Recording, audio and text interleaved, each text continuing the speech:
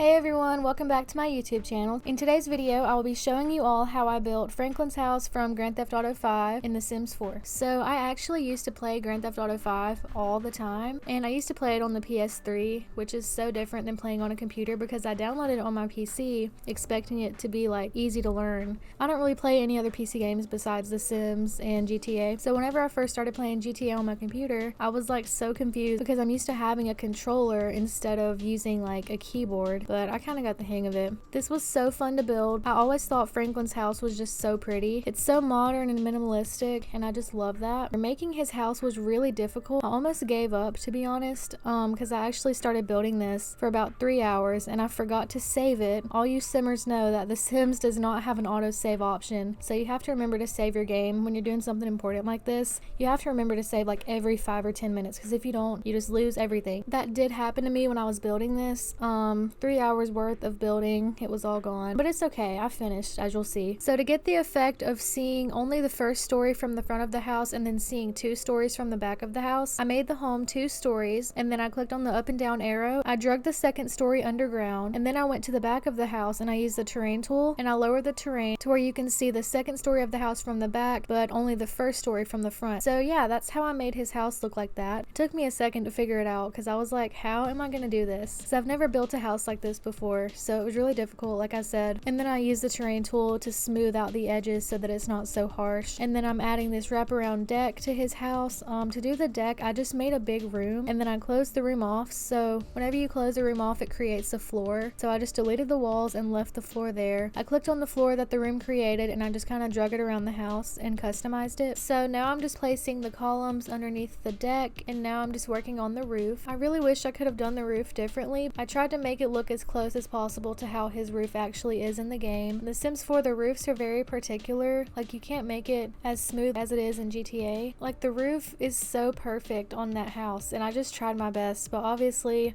I couldn't get it exactly the same. But that's okay, I think it turned out fine in the end. So I just added some roof patterns, roof trim, and some wall patterns to the roof. And now I'm about to start working on the front part of the house where his car is parked and where you walk in the front door. So to make the effect of there being a garage, since we all know Sims 4 doesn't have garages or cars that actually work, so I just used these 2 windows. I don't remember where they're from. I think they're from City Living or Get Together. I got these pipes that like go on a wall, and then I put them inside of the garage, and I made the effect of there being more lines in the windows because I tried overlapping the windows, but then they kept on like glitching and I did not like it. So now I'm just working on the deck area, placing some concrete and tile and wood, and now I'm just putting these 3 little garbage cans and some plants to the front of the house. And now I'm gonna start working on the inside. So first I just went to the basement. I made that little hallway downstairs, and I put the stairs in the basement that lead up to the front entryway of the house. So now I'm just making a big room in the backyard so that it creates a flat floor so that the terrain isn't too bumpy when your Sims walk on it. I'm using the terrain paint at the front of the house to create like a fake little driveway. Then I just use half walls to make this enclosed plant area. If you guys didn't know, you can pretty much make custom plants, so just find any vase and make it whatever pattern you want. Go to the bush section by the trees, get any bush or tree and size it down or up to fit into the vase, and then you have a little custom plant. That's how I made some of the plants in this house, because some of the pre-made plants in The Sims just aren't what you're always looking for, so sometimes you just have to be creative.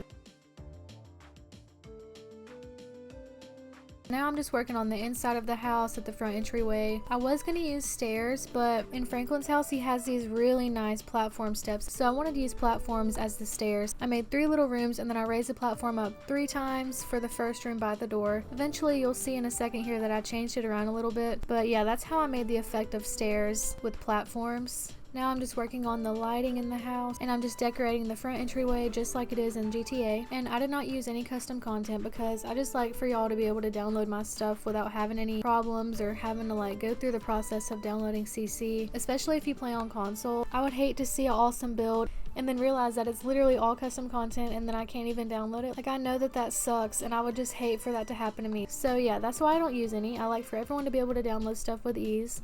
I do use expansion packs. So when you go to the gallery, you will see that there are like a lot of expansion packs used. I think I used every single one. I didn't use a lot of things, you know what I mean? So like whenever you download it, there shouldn't be a lot of stuff missing, but like the wall pattern for the exterior is base game. I try to use base game for the most important things. So now I'm just gonna start working on the outside backyard area where the pool is and where Chop hangs out with his doghouse and the hot tub. If you've ever played GTA, you know what I'm talking about. Like all those little details, that's what I'm working on now. So yeah, I'm just doing the pool and then I'm making the little patio above the pool. As you can see, I'm using a bunch of platforms back here. So there's a bunch of platforms inside and outside. I love using platforms in The Sims 4. It's such a game changer and they just make your builds look so much better. So if you're new to using platforms or if you're just new to The Sims 4, I'm going to kind of explain to you how platforms work. So whenever you create a room, there's an up and down arrow on that room. So whenever you click the up arrow button once, it raises a platform once. Whenever you click it twice, it does it twice. You can also lower platforms by clicking the down arrow. So let's say you have a ground level area and then you're trying to add a platform that's raised up 2 or 3 times high. Your Sims will not be able to walk up or down that. Each platform has to be one level off from each other. So the ground level is 0, the first platform is raised once, the second one is twice, the third one is 3 times, and then so on and so forth. So if you're ever trying to make platforms, just keep that in mind. Your Sims cannot walk up. If they're raised twice or more higher than each other, they won't be able to go up or down. It's really hard to put it into words, but if y'all want a tutorial on how to use platforms, I can definitely make a video. Just leave a comment. So if you find yourself trying to use platforms and your Sims say they can't go up or down, it's because your platform is either too high or too low. So an easy fix to that is just lowering it or raising it, or just adding some stairs to your platform so that your Sims can go up or down. Anyways, enough about the platform. So I'm just adding some furniture by the pool.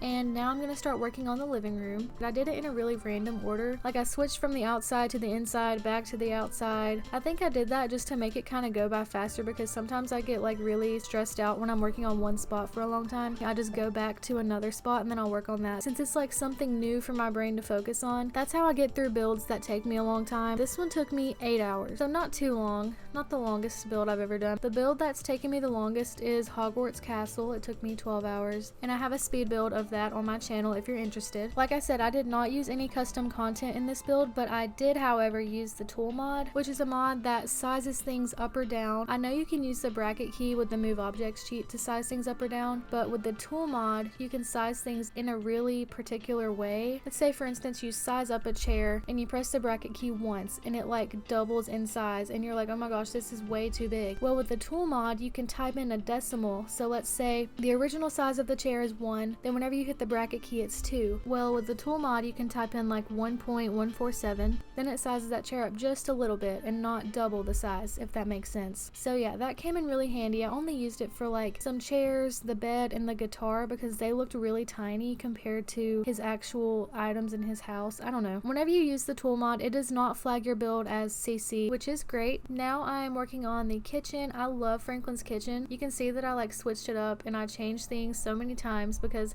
I was trying to make it look exactly like it. I was like, okay, Danielle, you know his house is just modern and simple. You're doing too much. So that's why I deleted all that stuff and I just added like the little wine bottles because I thought that those wine bottles were so much more fitting because in his actual kitchen he has like built-in shelving. I don't know how to explain it. It's like really cool. I'm gonna put a picture.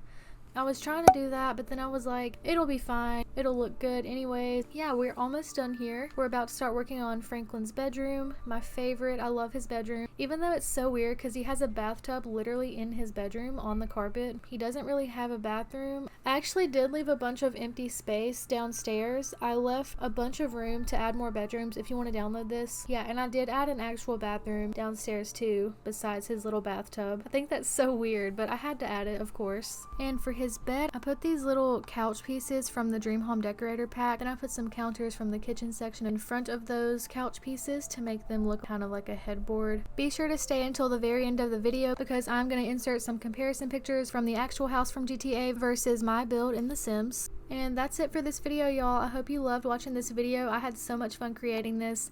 If you'd like to download this, it is on the gallery. My EA ID is Danielle Builds. It'll be in the description. Be sure to leave a thumbs up and subscribe and follow my TikTok. It's also Danielle Builds. Thank you so much for watching and I'll see y'all in my next video.